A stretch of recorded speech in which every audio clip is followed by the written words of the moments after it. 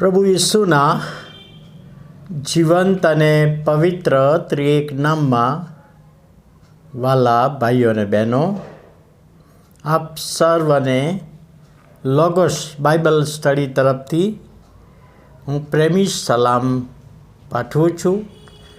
અને આજનો દિવસ 16મી ડિસેમ્બર 2024 અને સોમવારનો આ નવો દિવસ આપણા જીવનમાં પ્રભુએ બતાવ્યો માટે પ્રભુનો ખૂબ આભાર માનતા પ્રભુના નામને ધન્યવાદ આપીએ છીએ. આજે આપણે યશાયા પ્રબોધકનું પુસ્તક તેનો 64મો અધ્યાય અને 5મી કલમ, યશાયા 64 અને 5. કેમ કે અમે પાપ કર્યું છે, તે પાપ કરવામાં અમે લાંબી મુદતથી પડ્યા છીએ, એમ છતાં શું અમે તારણ પામીશું? ઇસ્રાયેલી પ્રજા,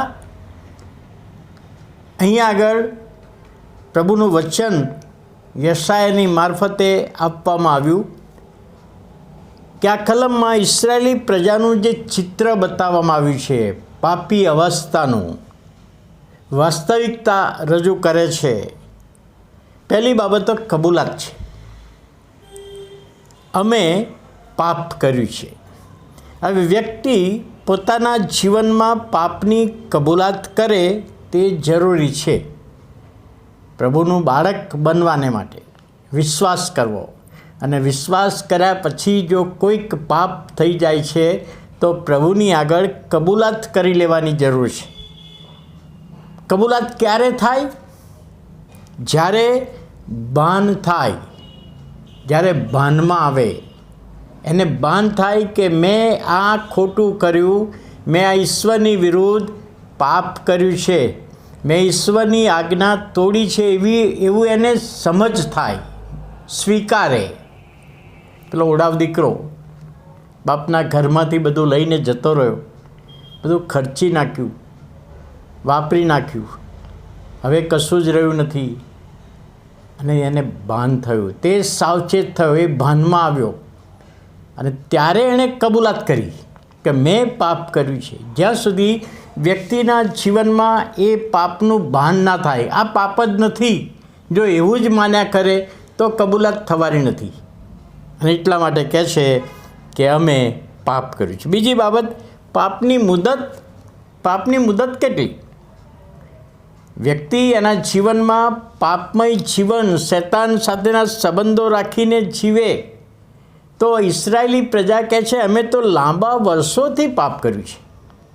ઇસ્રાયેલી પ્રજા તરીકે યહોવાની પસંદ કરેલી પ્રજા, છોડાવેલી પ્રજા, આશીર્વાદિત પ્રજા હોવા છતાં અમે યહોવાની વિરુદ્ધ લાંબા વર્ષોથી પાપ કર્યું છે. અમે લાંબા વર્ષોથી મૂર્તિ પૂજામાં વળી ગયા છે, લાંબા વર્ષોથી વ્યભિચારમાં પડી ગયા છે. એ પાપની કબૂલાત છે. અમે મૂર્તિ પૂજાના નામે પાપ કર્યું છે. અને આજે ઘણા બધા વ્યક્તિગત જીવનોમાં પાપમાં પડેલા જીવનો છે, શૈતાનના બંધનમાં બંધાઈ ગયેલા જીવનો છે. અને એ તો તે કહે છે કે વ્યસનનું પાપ, ઘણા બધા વ્યસન, લાંબા વર્ષોથી વ્યસન કરતા આવ્યા, એને પાપમાં જ છે. ઘણા વ્યભિચારના પાપમાં છે, લાંબા વર્ષોથી પાપમાં છે. તો અહીંયા ઇસ્રાયેલી પ્રજાએ કબૂલ કરે છે. અને ત્રીજી બાબત છે કે એમને શંકા છે. કેવી શંકા? કે આવું હોવા છતાં શું અમે તારણ પામીશું? શું અમારો બચાવ થશે?